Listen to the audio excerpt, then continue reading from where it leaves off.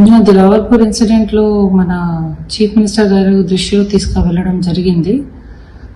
Government కూడా ప్రజ ఏం కోరిది అదే డెఫినెట్ గా ఇవ్వాలి వాళ్ళ ఆలోచన. అందువల్ల ఇది factory work is kept in abeyance.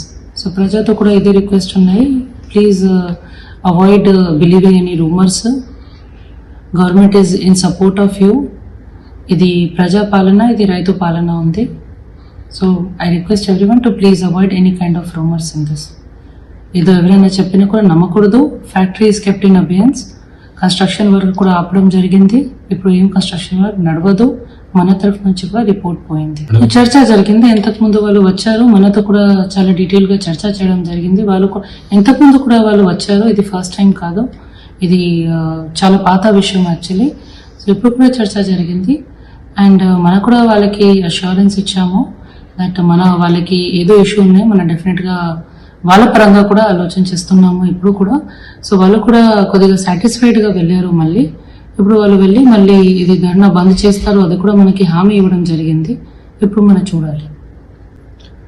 వాళ్ళు సాటిస్ఫైడ్ గా వెళ్ళారు. వాళ్ళకి ఒకటి రిక్వైర్మెంట్, ఫ్యాక్టరీ బంద్ చేయాలి.